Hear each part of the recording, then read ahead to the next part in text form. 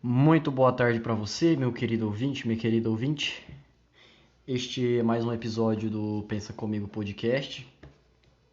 Se você chegou a tempo de ouvir um episódio que saiu ao vivo ao vivo não, né? Que foi ao ar no YouTube, de 59 minutos e 21 segundos, você vai ter percebido que eu excluí. Porque se você chegou até o quarto, quinto minuto daquele episódio que eu excluí, você vai ver que minha voz se distorceu toda. E foi mais um episódio que eu tive que excluir por burrice minha e que eu acho que ficou bom, que eu desenvolvi altas ideias, que eu acho que ficou bom, mas que eu tive que apagar. O primeiro, aquele que eu tava com o conector do fone do microfone de lapela no áudio e o do fone de ouvido no microfone, foi burrice minha. Eu tive que excluir. O segundo também, porque eu gravei ele pelo gravador do computador e aí tava tudo bem. Mas a burrice minha consiste no fato de eu não conseguir juntar dinheiro suficiente para comprar um notebook decente. Porque é o seguinte, no último episódio, esse que eu excluí agora, o que aconteceu? Enquanto eu falava, usando o gravador do computador, tava tudo bem. Mas aí eu tive que abrir umas páginas no Google e isso provocou lentidão no computador. E isso provocou uma lentidão no computador que atrapalhava o gravador a captar minha voz. Ou seja, a lentidão que o computador provocava fez com que a minha voz ela saísse grave e lenta. Tipo, sabe, ela saía meio assim, ó. A minha voz saía meio assim, tá entendendo? E, como um bom animal de teta que eu sou, eu não ouvi de novo o episódio. Eu não ouvi novamente o episódio que eu tinha feito, embora as coisas que eu tivesse falado, eu tenha conseguido encaixar umas ideias bem bacanas. Aí o que aconteceu? Quando ele foi pro YouTube, eu comecei a ouvir, com 4, 5 minutos eu comecei a ouvir essas distorções provocadas pelas vezes que eu tinha que abrir o Google aqui, que uma página eu tinha pesquisado um orçamento aqui de placa de som e na outra de um microfone dinâmico, sabe?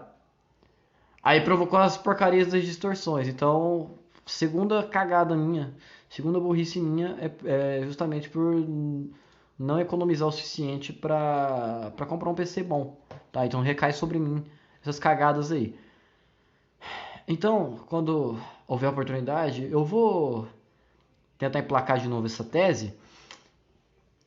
Hoje são 25 de setembro de 2020, tá? Este é mais um episódio do Pensa Comigo Podcast e tem e-mail para ler. Fiquei muito feliz porque eu sempre faço uma mensagem padrão e mando no WhatsApp, né? Ah, este é o podcast, o episódio tal, que pode ser encontrado tal, tal, tal, em tal lugar, Spotify, Anchor, YouTube. E no final eu deixo lá. Contato para histórias, teses e afins, aí eu coloco o meu e-mail, né? moisgh@gmail.com. E para minha felicidade, temos participação de um ouvinte, temos um e-mail aqui enviado. Vamos lá então, né? Vou chamar o meu querido ouvinte aqui de Messi, que nem o Petri. O Petri gosta de ler e-mail chamando os ouvintes por nomes de jogadores de futebol. Então vamos lá. Nosso querido ouvinte aqui, o Messi. O título do e-mail dele é Sair de casa é obrigação. Vamos lá. E aí, meu alfabetizado? E aí, tudo bem? Tudo jóia? Como é que você tá? Seja bem-vindo. Essa é minha curta história de como minha família me forçar pensar sair de casa e ir para o mais longe possível. Essa é minha curta história de como minha família me força a pensar sair de casa e ir para o mais longe possível. Não tive sorte na vida e minha família não é muito estável. Meu pai traía minha mãe. Então seja bem-vindo, meu querido, ao clube dos filhos cujos pais tiveram mais de duas namoradas. Meu pai era caminhoneiro, meu pai de sangue, que já morreu. Inclusive, olha que loucura. Hoje é 25 de setembro, né? De 20 de setembro fizeram 9 anos que o meu pai de sangue morreu. E ele era caminhoneiro. E segundo a minha mãe, segundo a minha mãe, é provável, na verdade, que eu tenha alguns meio-irmãos entre Cacilândia, Goiás e Minas Gerais, que era onde o meu pai fazia viagens carregando bebidas para uma certa distribuidora de bebidas. Então é bem provável que, além de minha mãe ser chifruda, eu tenha meio-irmãos. Meios-irmãos? Meio-irmãos. Não sei. Vamos continuar aqui. Meu pai traía minha mãe quando era caminhoneiro. Legal que essa história bate com a minha, né? Com a história do meu pai. Minha mãe descobriu e quando eu tinha 5 anos se separaram. No meu caso, meu querido ouvinte, Lionel Messi, minha mãe não separou do meu pai. Eu não sei porquê, eu acho que ela devia ter separado, tá? Inclusive, ela chegou a fazer faculdade, podia até dar aula, mas não quis manter o casamento. E deu no que deu, nesse indivíduo, nesta besta que vos fala, que sou eu, Moisés, né? Continuando. Não me lembro de nada, de quase nada dos 5 anos para baixo, então quase não tenho lembranças com o meu pai. Cara, eu tenho. Eu, particularmente, eu nasci em 1999, então eu já era nascido quando o Brasil estava jogando a Copa do Mundo de 2002, né? E eu morava em Dourados, que é no Mato Grosso do Sul, porque eu precisava fazer uns acompanhamentos médicos. E eu tenho lembranças, tipo assim, de uns flashes de que durante a Copa de 2002, que os jogos eram de madrugada, o meu pai ligava a luz do quarto. Então eu quando era neném, eu via o clarão da luz do quarto, a luz amarela, né? E eu me lembro que ele me colocava no sofá da sala e ligava a TV. E que, assim, eu não via o jogo em si, mas eu via o clarão da TV e eu me lembro dele muito animado, com uma latinha de cerveja ou alguma bebida na mão e assistindo aos jogos. Mas eu não me lembro dos detalhes. E também eu me lembro que durante essa época de Copa, eu brincava de jogar bola e tal. E aí eu ficava brincando com meu pai, fazia de conta que eu era o cabeludo e ele era o careca. O cabeludo era o Ronaldinho Gaúcho e o careca era o Ronaldo na Copa de 2002. Isso eu lembro, eu tenho uma memória muito boa, tá? Eu conto isso para os meus amigos, eles não acreditam muito não. Mas eu tenho essas flashes da minha pequena infância. Vamos continuar. Minha mãe trabalhava em comércio e era muito de boa, só que as coisas pioraram e aí ela teve que trabalhar com idosos, já que ela é formada em técnica de enfermagem. Nossa, idoso deve ser chato de mexer, né? Não pode pegar de qualquer jeito, não pode esquecer remédio, fralda geriátrica, se mija, se caga. Minha teoria é que esse trabalho estressou minha mãe pra cacete, fora que agora ela tinha que cuidar dos 2 filhos sozinha e o dinheiro é pouco. Provavelmente isso que fez ela descucar de vez. O que é descucar? Ficar doida? Eu acho que é, né?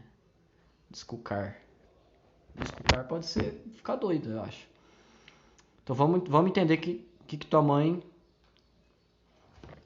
separou do seu pai, começou a cuidar de velho, com 2 filhos, dinheiro apertado, então ela começou a endoidar. Normal de mãe solteira. Toda mãe solteira, não viúva, tá? Porque a solteirice envolve um acordo entre 2 partes, né? Teus pais concordarem em se separar, não como, por exemplo, meu pai morreu, que não tinha o que minha mãe concordar ou não. Então, assim, ela assumiu a bronca, tua mãe assumiu a bronca de criar 2 filhos. Vamos lá. Meu irmão mais velho também tem um puta temperamento merda, já quebrou meu dedo e uma vassoura no meu queixo. Caralho. Agora eu fico rindo. Aí ele mandou um kkk depois do queixo. Kkkkk. Agora eu fico rindo, mas cê é louco, é muito difícil viver assim. Como é que é, meu querido ouvinte? Você saiu na porrada ou ele só te batia de graça? Eu, quando era criança, eu batia na minha irmã. Minha irmã é 9 anos mais velha que eu. 8 anos mais velha que eu. É, ela me implicava, sabe? Implicância de adolescente com criancinha, enchendo meu saco.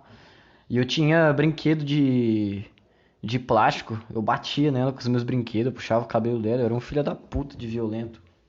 Só que também quando ela implicava comigo pra valer e me batia, Apanhava igual um condenado.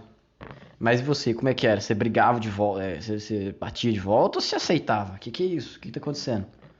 Vamos lá. Eu entendo que mães reclamam, mas não no nível da minha mãe.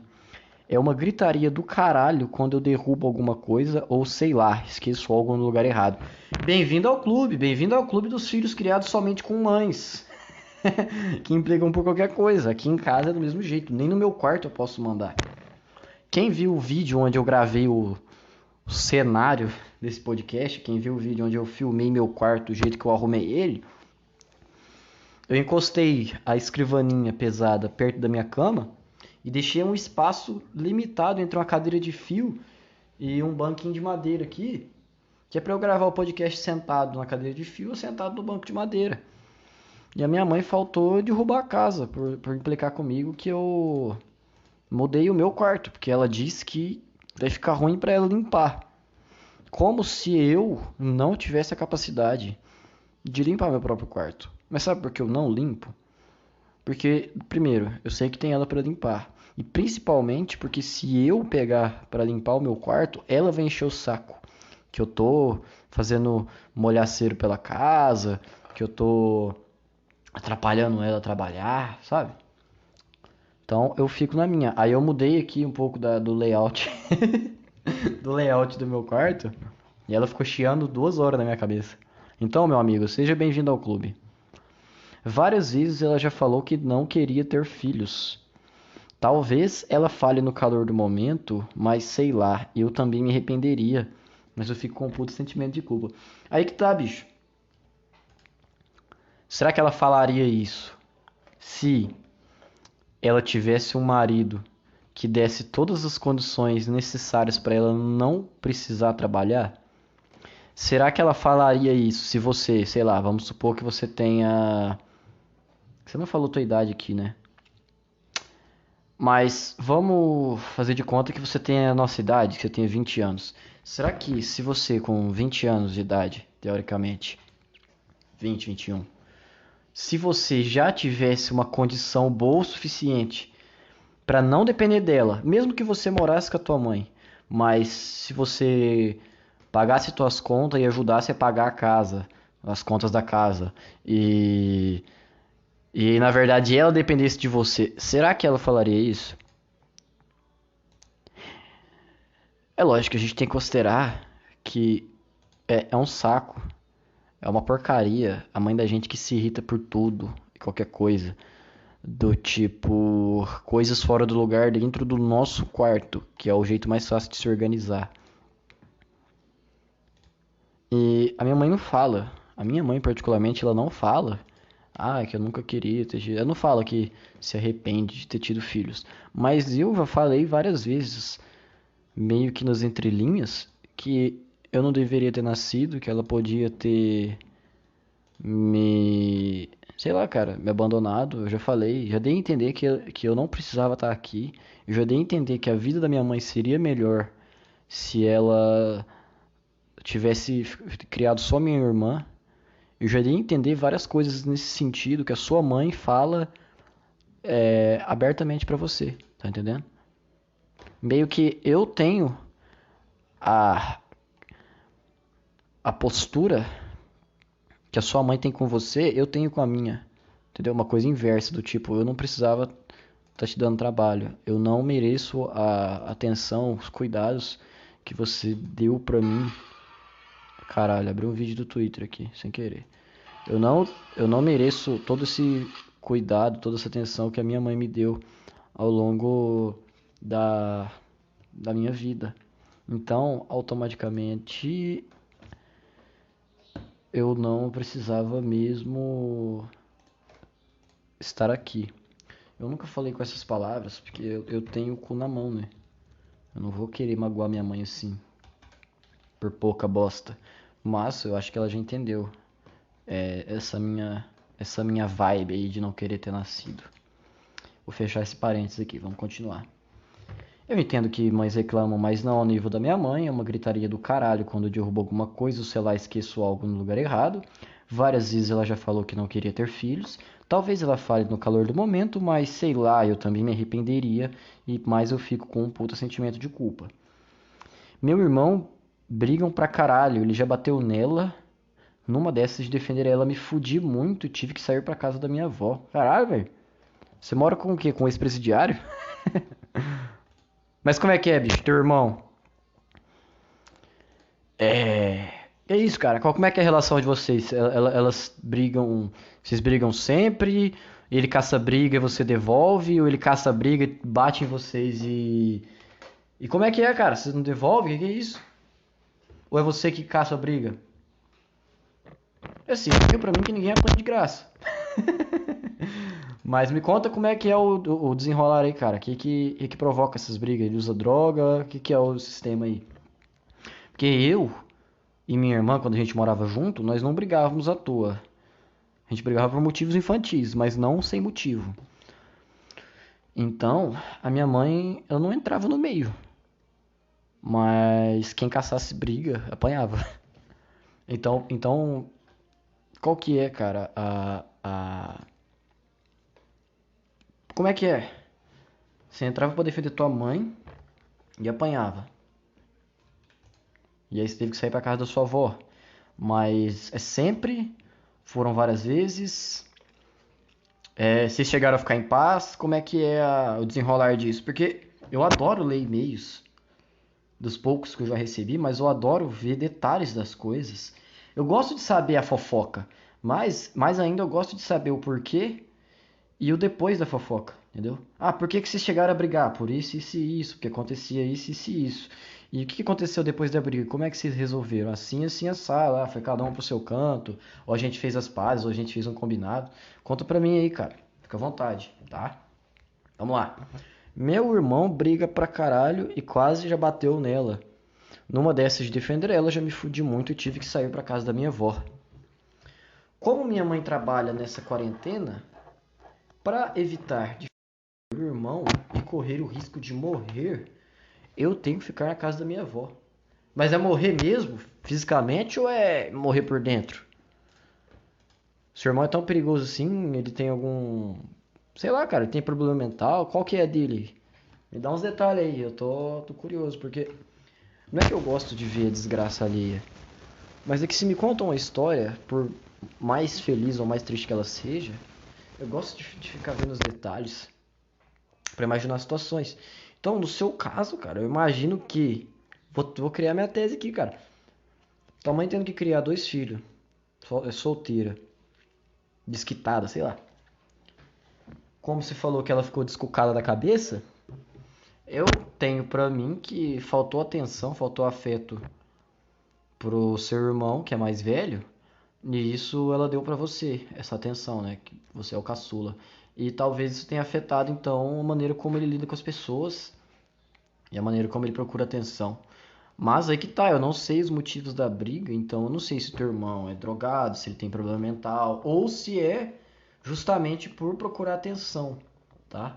Agora, o porquê de ele bater até na sua mãe, cara, sei lá, bicho, eu precisava saber esses detalhes. Não por maldade, não por ser um urubu igual a mídia tradicional. É pra poder reforçar minhas teses aqui. Mas,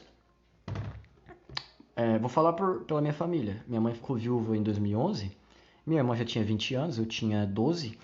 E minha mãe continuou dando a mesma atenção pra mim. E a minha irmã com 20 anos já tinha uma filha. Então, a minha irmã era mais mãe do que filha. Minha irmã aos 20 anos era mãe e já não era mais tão filha assim.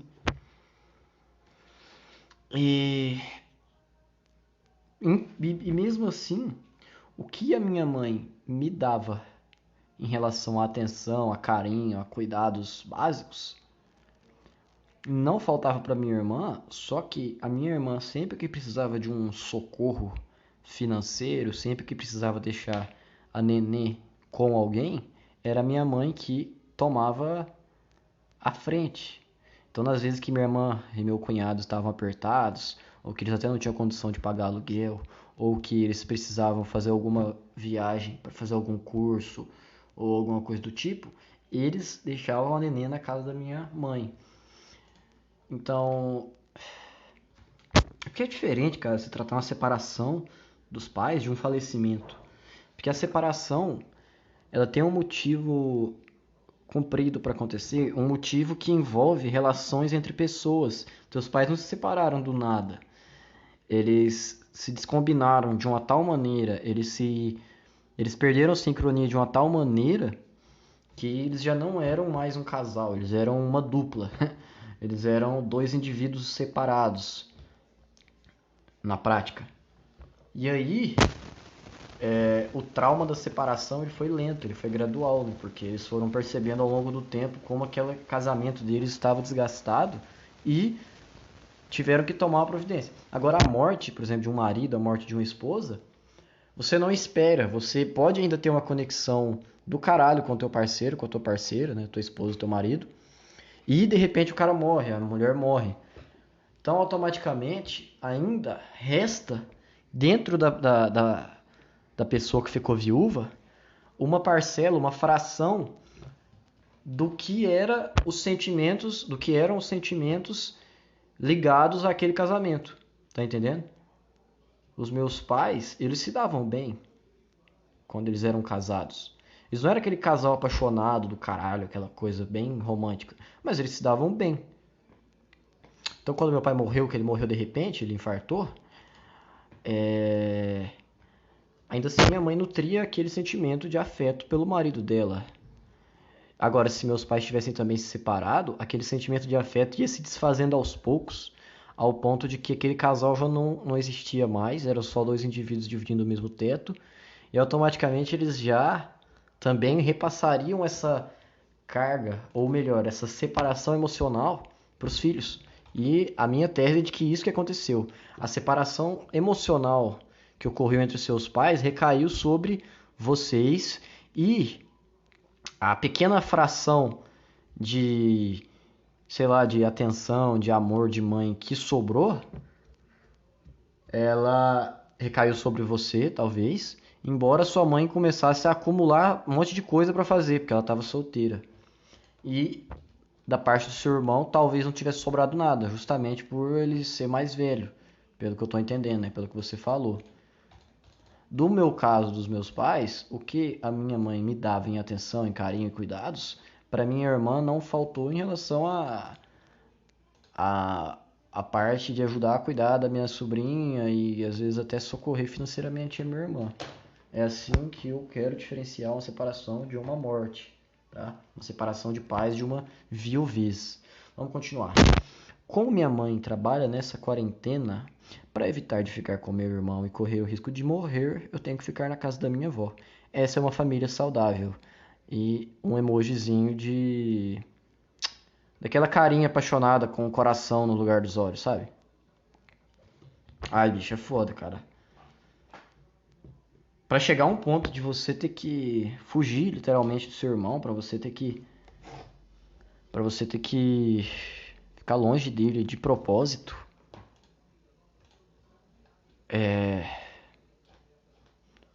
eu não sei se correr o risco de morrer é morrer literalmente, mas pelo que você tá me contando,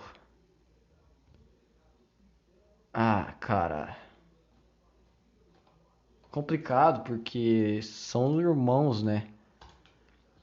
É meio que uma cópia tua, é uma meia cópia sua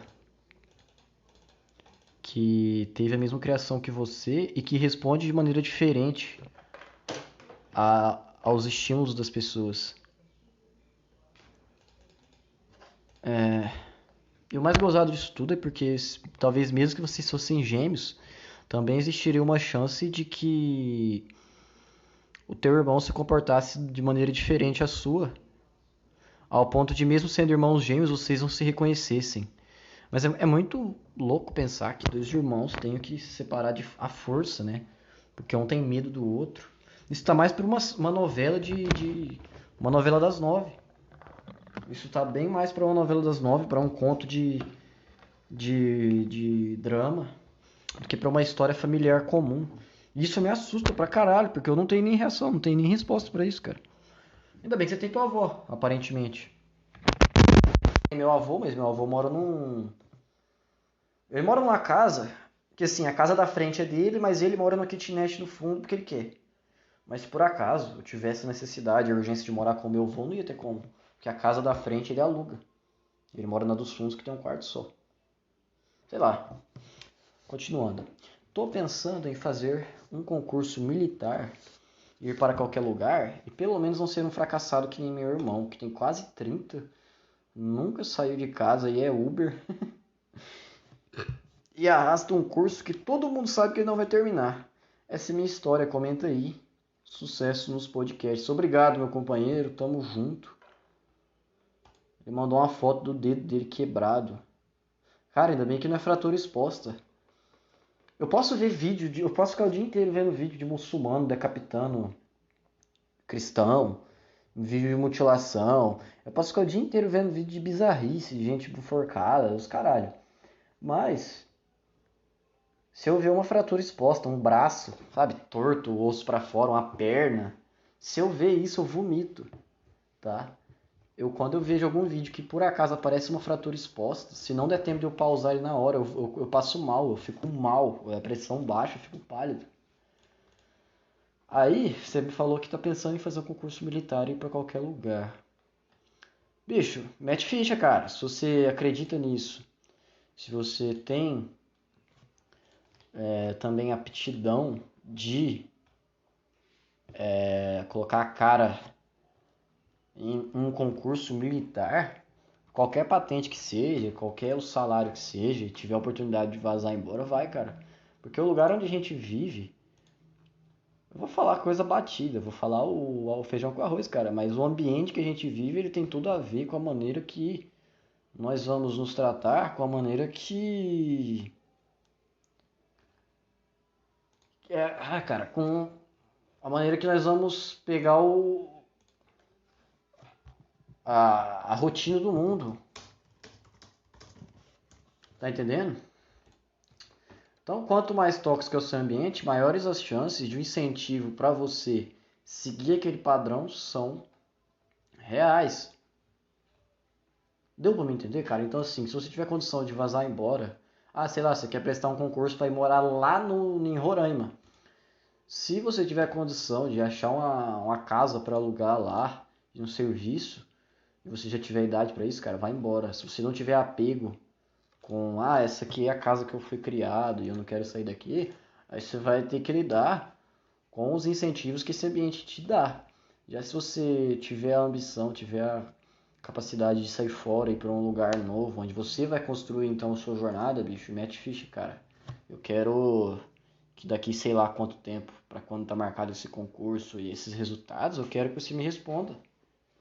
Eu quero que você volte aqui e termine essa história e me dá mais detalhes, tá? Mas eu acho muito zoada essa realidade. É porque assim, eu fui bem criado, apesar de minha mãe ter os ataques dela de sujeira, limpeza no caso, né? E falar que eu só atrapalho a limpeza dela e que é coisa de mãe, né? De que você tá aí, mas você tá me atrapalhando e não é pra você mexer na cozinha, não é pra você limpar nada, isso é de boa. Quando eu vejo histórias, até no Twitter mesmo, de gente que sofre mesmo com pais, eu fico imaginando que o cara não sofre bem, assim dizer, de graça. E que na verdade a pessoa, ela. Os pais dela, na verdade, têm um histórico bem adverso. E que isso recai sobre os filhos. Então, nós que somos filhos, nós que somos mais filhos do que pais. Tô respondendo um tweet aqui, tá?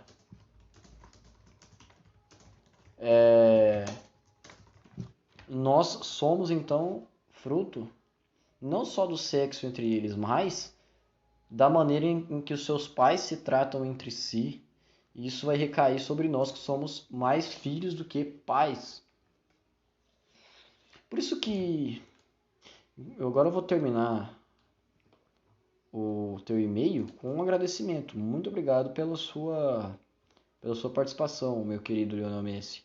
Volte mais vezes e me conta o desenrolar dessa tua ambição de ir para algum concurso militar, tá? Volta aqui, cara, eu quero saber teu resultado, desejo muito sucesso.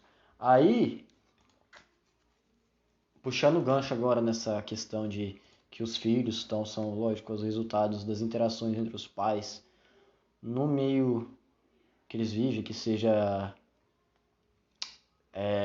uma casa bem criada, uma casa rica pra caralho, ou uma casa mal criada, ou uma casa, digamos assim, uma casa mais humilde.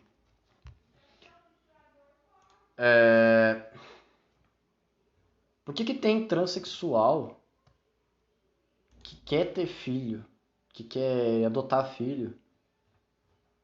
Ah, por que você tem que ter orgulho trans? Por que você tem que ter orgulho hétero? Por que você tem que ter orgulho de qualquer coisa que na verdade é um movimento que quer falar por você e que quer anular a tua personalidade?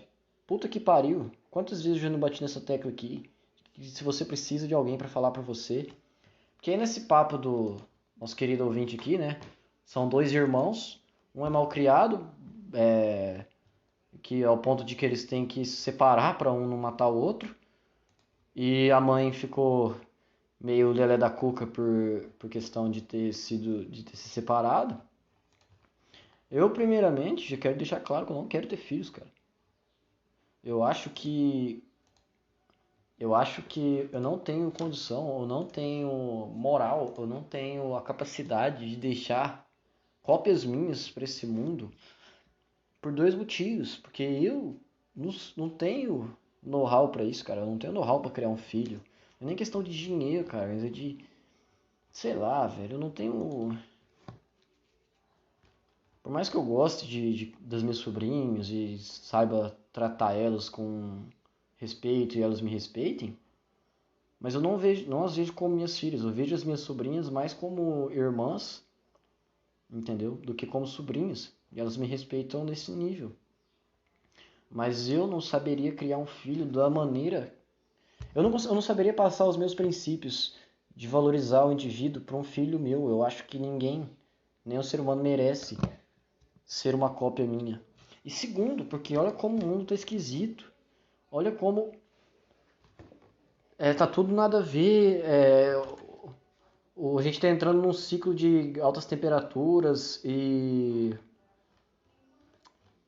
muita política atrapalhando as pessoas a viverem uma vida comum, uma vida pacífica. É, toda militância tem um alvo, tudo que você pratica pode ser alvo de uma denúncia, qualquer coisa que você fale, por mais babaca que seja, você tem que pensar várias vezes antes de falar, por mais que você não esteja invocando uma violência contra alguém, tá? Talvez você seja só um babaca que acredite que mulher é inferior, mas infelizmente você tem o direito de falar isso. E se você fala isso tentando simplesmente aparecer para chamar atenção, você pode ser alvo de um monte de denúncia, de exposição, essas coisas.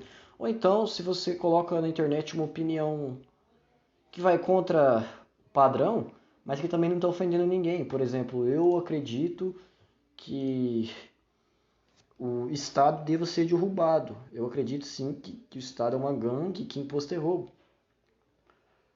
Mas, mas aí vem uma enxurrada de gente encher o saco. Não encher o meu saco porque eu não sou famoso, eu não tenho expressão nenhuma na internet. Mas dos caras que são mais visados no YouTube. Sei lá, cara, o Michael Kisser, o Petri, o Monark, o Pedro Lous, sei quem, sei quem. Se esses caras abrem a boca pra falar que imposto é roubo, ou pra dar qualquer uma outra opinião fora do padrão, mas que não ofende ninguém, esses caras também são cancelados na internet. E não que o cancelamento seja um problema, mas que a intenção do cancelamento é te humilhar, te difamar, te fazer pagar por algo que você não fez ninguém sofrer, por exemplo.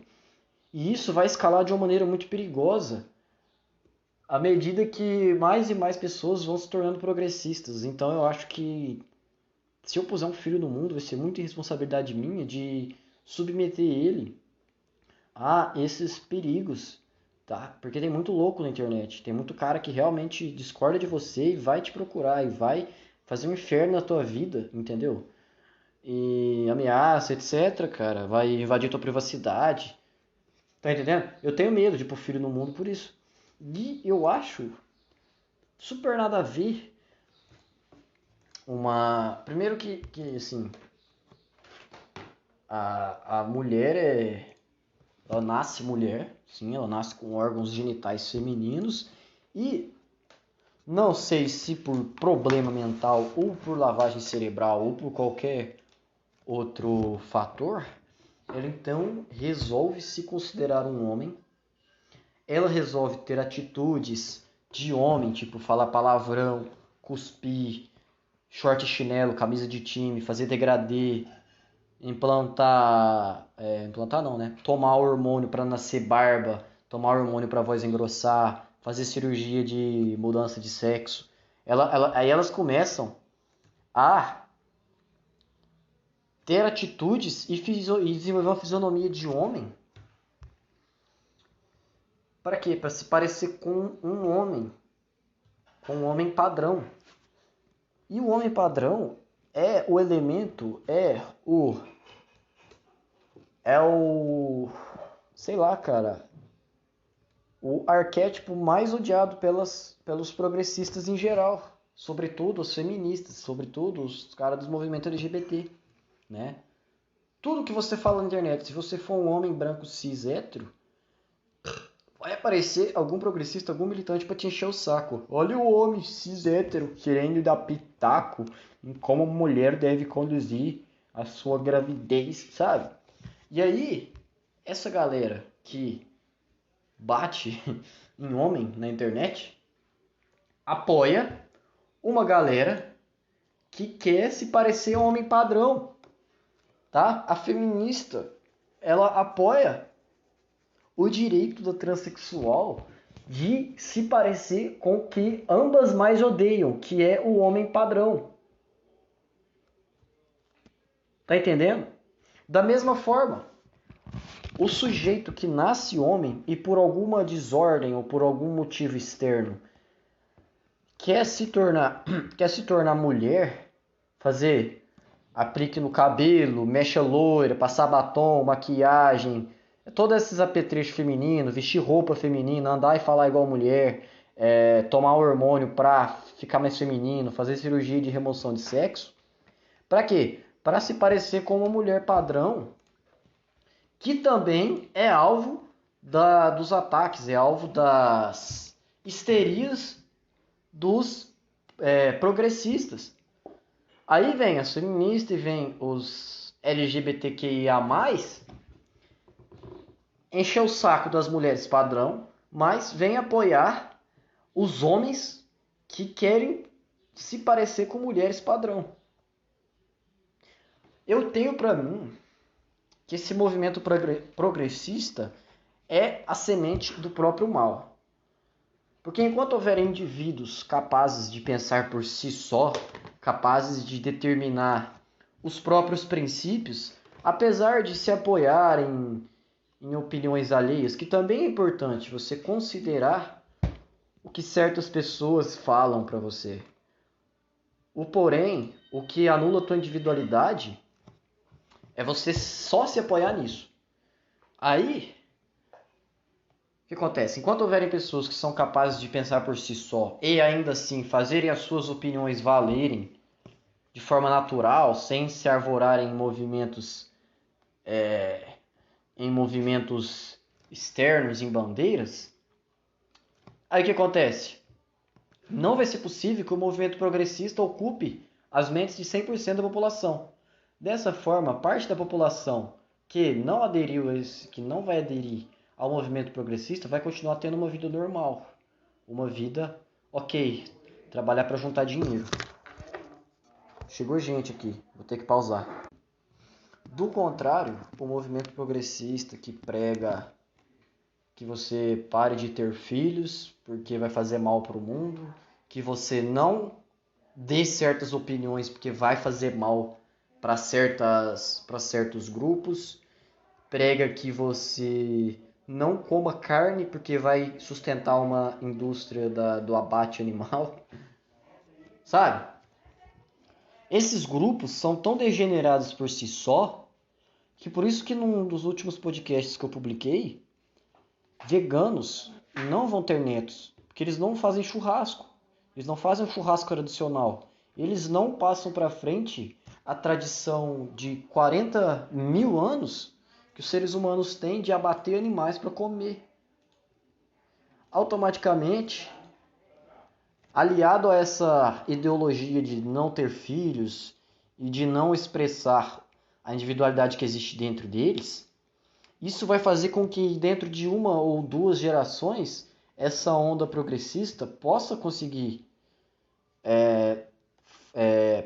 se infiltrar em algumas mentes, mas que essas próprias pessoas não vão ter descendentes. Então, o movimento progressista, que prega toda essa babaquice aí, não se sustenta por si só porque ele é a semente da própria destruição. E digo mais, então eles odeiam homens e mulheres padrões, mas apoiam homens e mulheres que querem se tornar indivíduos do sexo oposto, padrões também.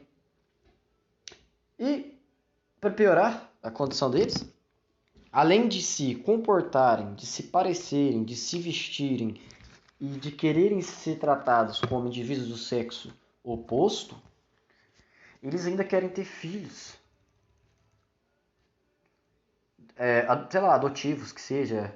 E isso é muito louco porque o sujeito que nasce, por exemplo, que nasce infértil, que nasce estéril, que não é capaz de gerar filhos, ele recebeu uma bênção divina de não deixar descendentes. Sobretudo se o DNA dele for uma merda. Nossa, o que eu falei agora soou tão nazista, né? Soou tão eugenista o que eu falei aqui agora. Mas eu, particularmente, eu não quero ter filhos porque eu acredito que existam DNAs melhores que outros. Mas que eu acredito que nenhum indivíduo mereça replicar o meu DNA. Mereça ter este fardo que é da sequência, em parte, de quem eu sou. Aí o que acontece? Então, se por exemplo eu tivesse nascido estéril, eu tivesse nascido infértil, eu seria um abençoado. Tá? Deus já teria me abençoado ao ponto de eu não ter o trabalho de me preocupar se eu teria filhos ou não.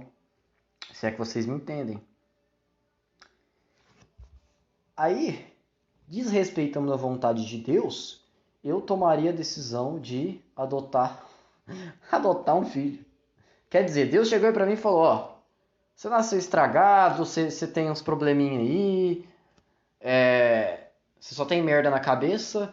Eu te coloquei um monte de defeito, mas eu vou te dar uma vantagem, eu vou te dar uma bênção aqui que poucas pessoas têm, que é a de não ter filhos, que é a de não replicar teu DNA merda. Aí, eu no alto da minha ignorância, no alto da minha arrogância, digo pra Deus, não, eu vou ter filhos sim, você quer ver? Aí eu vou lá no primeiro orfanato, na primeira creche que eu vejo, e adoto um filho. Aí você vai me argumentar, mas o filho não é teu, ele não é biológico. Tudo bem, mas por mais que a carga genética que existe naquele indivíduo que eu tenha adotado não seja minha de fato, mas a carga emocional, a carga intelectual, a carga psicológica, a carga comportamental que aquele indivíduo adotado vai adquirir e desenvolver ao longo da vida dele é minha. Porque quem está educando aquela criatura sou eu. Então, o que Deus quer dizer quando a gente nasce estéreo ele está nos abençoando para que a gente não toque para frente uma cópia nossa. Seja essa cópia biológica ou comportamental. Tá? Deus está querendo dizer para a gente não reproduzir o nosso comportamento em outras pessoas. Eu acredito então que nascer estéreo é uma bênção e que adotar filhos é um pecado mortal, porque você está desobedecendo a uma ordem direta de Deus, porque você está contrariando uma bênção divina. E os transexuais, apesar de naturalmente terem condições de ter filhos, porque por mais que o sujeito seja uma mulher trans, né? Ele é uma mulher ele é um homem, nascido homem, que se modificou por fora e se veste e se comporta como mulher. Mas ainda ele tem órgãos sexuais e gônadas masculinas. Teoricamente, ele tem chances de sim deixar filhos, se acaso ele vier a ficar com uma mulher biológica e engravidar ela. Ele tem essa condição de ter filhos. Mas o comportamento dele de se parecer cada vez mais com uma mulher, de se comportar como uma mulher, não determina mais, aponta, mas prevê ou estima que ele realmente não vai ter filhos devido ao comportamento dele, de agir como uma mulher e não usar o órgão sexual dele para ter filho. Caralho, eu tô tentando dar uma volta, eu tô fazendo um contorcionismo gigante aqui para não parecer tão filha da puta. Mas, o que acontece? Esse mesmo grupo que pode ter filhos, que são os transexuais, mas que, em virtude dos comportamentos deles, eles não vão ter filhos biológicos, eles querem adotar filhos. Já não basta querer parecer, falar, se vestir, se apresentar, né, como um homem padrão. Eles ainda querem ter mais um fardo, que é o fardo do homem pai de família, que é o de ter filhos. Fica o questionamento, tá? Se tem fundamento isso aí. Se tem fundamento um indivíduo que participa de um grupo que odeia homem e mulher padrões, mas que quer se comportar como um homem ou mulher padrão, e pior ainda, quer ter o fardo de replicar os comportamentos dele em outras pessoas, por exemplo, os filhos adotivos. Eu deixo esse questionamento aí já com quanto tempo a gente tem? 47 minutos de episódio. Adorei ler esse e-mail, adorei receber esse e-mail, porque me faz pensar em como existe uma responsabilidade muito grande em gerar filhos. Não é nem questão de alimentar bem e dar tudo o que quer, e sim de tomar cuidado com o comportamento que você vai reproduzir dentro da sua casa, com o excesso ou falta de atenção que você dá para um e para outro, ao ponto de que um irmão teu, no caso mais velho, vai nascer sequelado, vai crescer sequelado, e você também vai crescer sequelado com medo do teu irmão, com uma insegurança de já então não confiar tão facilmente nas pessoas, porque se o teu irmão, né, que é sangue do teu sangue, é capaz então de te matar, porque você deveria confiar em outras pessoas? Mas, ao mesmo tempo, você tem, meu querido ouvinte, que me mandou e-mail, e você que está ouvindo também, você tem um forte incentivo para trabalhar sobre a sua individualidade, para trabalhar sobre a sua personalidade. E eu acredito que só de você se abrir aqui, colocar a tua realidade à disposição de outras pessoas para dar pitaco, que sou eu creio que enxergar as próprias adversidades é um puta de um caminho difícil e trabalhoso, mas que é o único caminho, na verdade, para você tratar esses seus traumas, tá? Essas suas dificuldades, tá? É como diz, né? Aceitar o problema é parte da cura. Então, se você aceita que a tua condição é essa, que o teu irmão quer te matar, que a tua mãe é desmiolada, que você precisa morar com a sua avó, que você tem o sonho de trabalhar, de fazer um concurso militar e esse tipo de coisa, e que você enxerga o teu irmão como alguém fracassado, de 30 anos, que nunca saiu de casa e trabalha de Uber, se você aceita toda essa conjuntura, não aceita passivamente, mas encara ela como a realidade, então você meio que tem a faca e o queijo na mão para se resolver, trabalhar sobre as suas dificuldades, sobre as suas adversidades e então construir sua própria personalidade em cima disso. E eu acho do caralho esse negócio de se valorizar. Porque eu tenho pra mim que o indivíduo é a força motriz de todo progresso. Eu tenho pra mim que somente indivíduos associados livremente, que somente indivíduos que espontaneamente se unem para desenvolver uma tarefa, seja ela grande ou pequena, somente isso é capaz de provocar o progresso da humanidade. E não é o progresso no sentido progressista, como tem os movimentos progressistas, mas é um progresso, um avanço que edifica as nossas virtudes, que eleva a nossa qualidade de vida, sabe? Este progresso que eu me refiro e que só é possível se indivíduos se associam. Eu vou abrir o site da Clear aqui para ver quanto eu estou perdendo. Eu inventei de comprar somente 23 ações da Embraer. Anteontem eu estava perdendo R$ 24 apenas.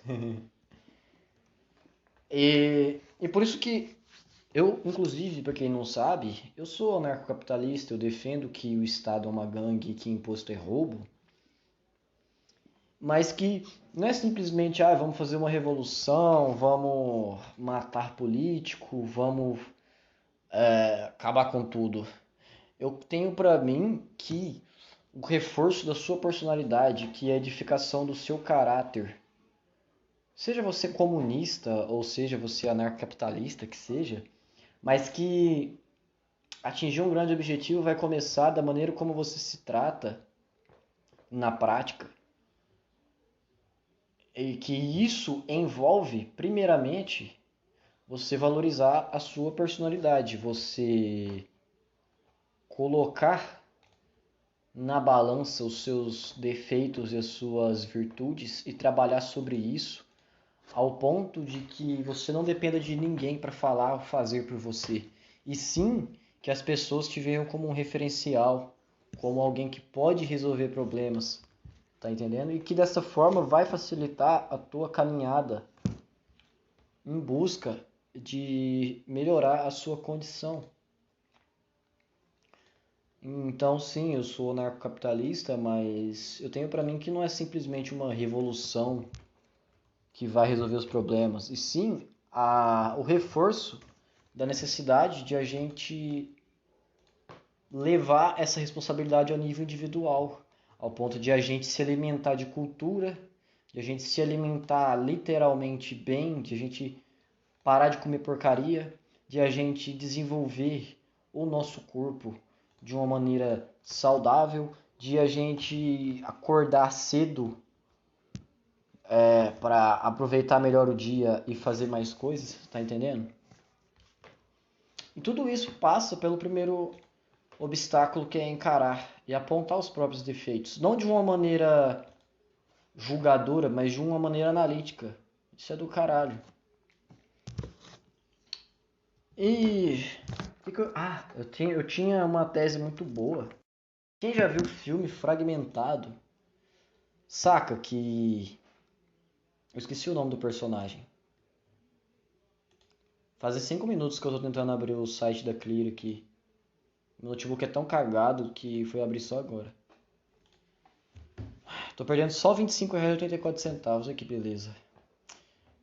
E quem já viu o filme do Fragmentado, como é que é o nome do personagem? Protagonista Fragmentado. Quem será?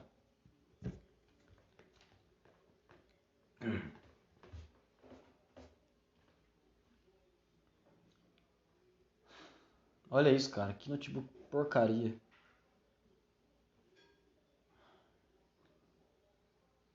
Personagem Dennis, Patrícia. Tá, é o James McAvoy. Não, James McAvoy é o. Ah, tá. Tá, James McAvoy. Não, é o ator e o protagonista é o Kelvin Crumb. Kevin Wendell Crumb. Tá, vou chamar o Kevin aqui. O Kevin, o Kevin, que é o protagonista, é o personagem do Fragmentado que tem várias personalidades. A gente tem que considerar que o filme do Fragmentado tá mais pra uma ficção científica, sei lá. Qual que é o gênero dele? Qual que é o gênero dele? Eu acho que é ficção científica, mas vamos entrar nos detalhes aqui para eu poder fundamentar bem a minha tese. Mas eu tenho pra mim que, como a gente vai considerar que o Fragmentado ele é um filme que ele é terror, suspense e terror psicológico, tá? Vamos falar então que é um filme de suspense. Tem 3 classificações aqui pra ele. Então, o Fragmentado sendo um filme de suspense, é natural que certos personagens... né, no caso o protagonista, eles sejam exagerados. Eles tenham características exageradas o suficiente para se distinguir dos demais personagens e para dar sentido às histórias. Mas a minha tese vem aqui, tá? Eu tenho pra mim que o personagem do Kevin, ele é, tirando esses exageros, esses escancaramentos, essas escancarações, sei lá, tirando essa parte onde ele é escancaradamente doente mental, que tem múltiplas personalidades, ele representa o ser humano. Ele quer dizer realmente que o ser humano em sã consciência, o ser humano que não sofre nenhum problema mental, ele é capaz sim, não de ter várias personalidades, mas de ter vários comportamentos em função da situação onde ele está inserido.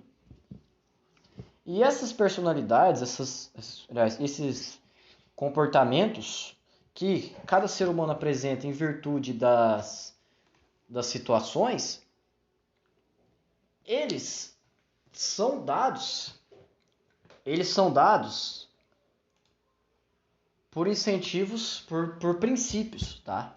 E os indivíduos, eles recebem esses princípios dentro de casa, na rua com os amigos, dentro da escola ou então em organizações voluntárias, tá? Em organizações de voluntariados, onde também são ensinados, são expostos alguns princípios, alguns comportamentos padrões que você deve obedecer e praticar para ser considerado uma pessoa de bem.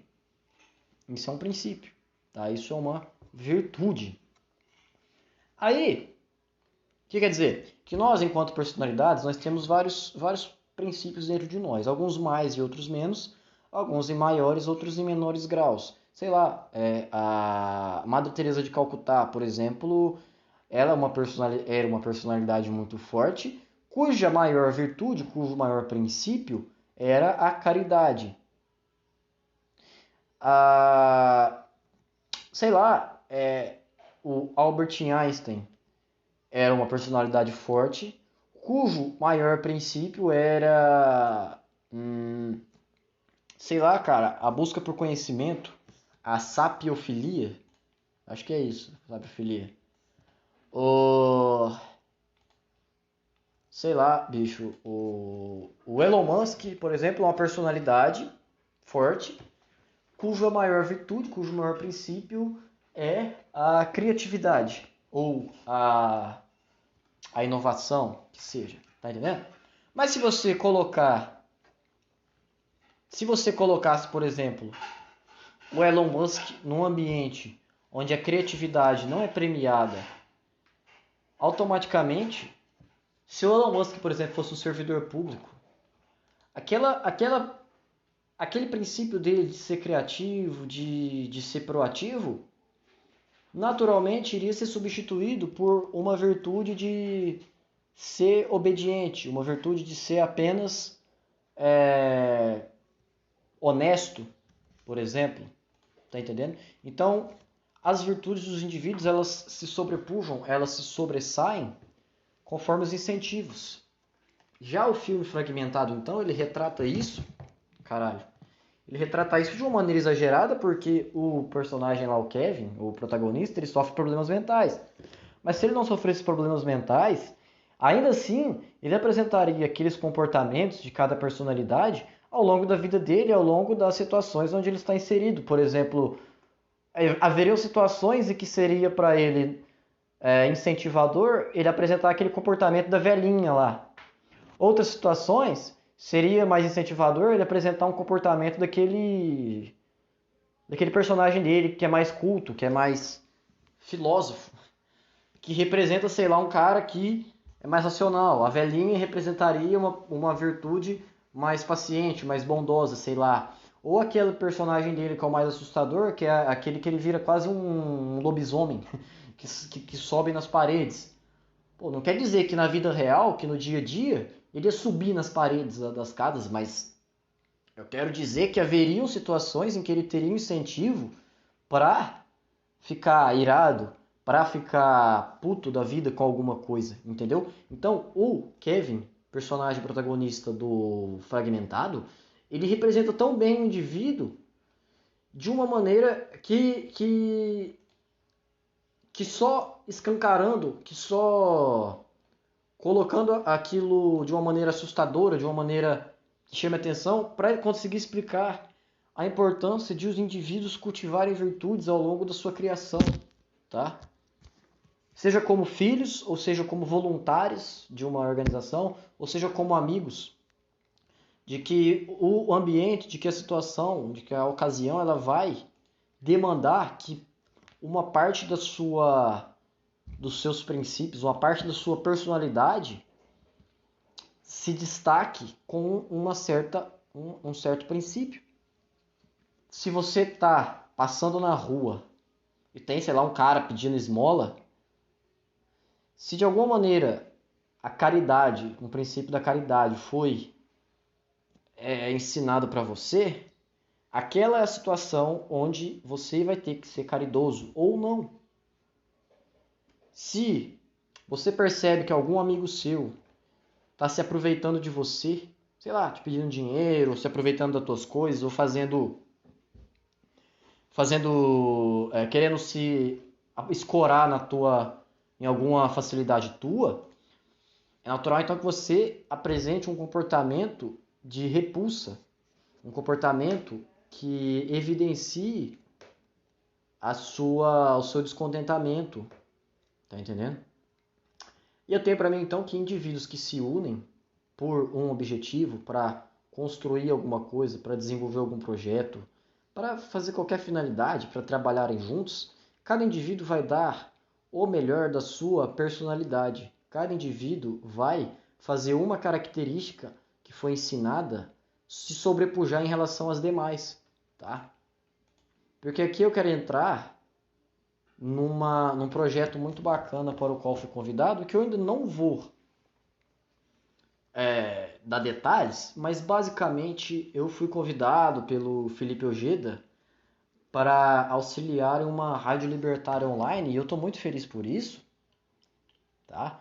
Eu não vou dar detalhes aqui de como vai ser ainda, mas vai ser uma rádio libertária ao vivo que vai acontecer às sextas-feiras e que inclusive hoje, 25 de setembro, vai haver um episódio piloto deste programa. Mas o que eu quero falar é o seguinte: eu, enquanto membro deste projeto, enquanto participante desse projeto, o que eu vou dar de melhor que venha da minha personalidade vai depender das condições do ambiente. Será que eu vou ser mais criativo? Será que eu vou ser mais bem-humorado? Depende, entendeu? Depende do que a situação me demandar. E não quer dizer que a pessoa que se comporta de certas maneiras ela tenha duas caras, e sim que ela obedeça certos princípios conforme a ocasião. E isso é muito saudável, tá? Tem a ver com adaptação. E eu acho do caralho esse negócio de indivíduos se unirem para fazerem coisas, porque cada um vai dar o melhor de si, tá? Porque parte da sua personalidade vai ter que destacar uma certa virtude, um certo princípio, uma certa característica para suprir aquela demanda. Isso é do caralho. Temos mais de 1 hora de podcast. Eu recomendo fortemente que você vá tomar água, que você se dirija aí à sua geladeira, ao seu bebedouro, à sua torneira mais próxima. Vá tomar água, tá fazendo calor pra caralho. Eu vou ficando por aqui, eu vou me despedindo. Meu querido ouvinte, o Lionel Messi que me enviou esse e-mail, muito obrigado novamente pela sua presença. Eu desejo sucesso para você, tá? Trabalhe sobre si, trabalhe sobre os seus defeitos, sobre as suas dificuldades. E vai lá, cara. Põe pra fazer, entendeu? Eu espero, eu estimo muitas melhoras e muito sucesso para você e pro seu dedo fudido. E você, meu ouvinte que esteve até agora comigo, muito obrigado novamente pela sua audiência, pela sua paciência. Hoje é 25 de setembro, este foi mais um episódio do Pensa Comigo podcast. Meu nome é Moisés Gonçalves e foi uma imensa satisfação ter você aqui comigo. Um beijo no coração de todos. Fui.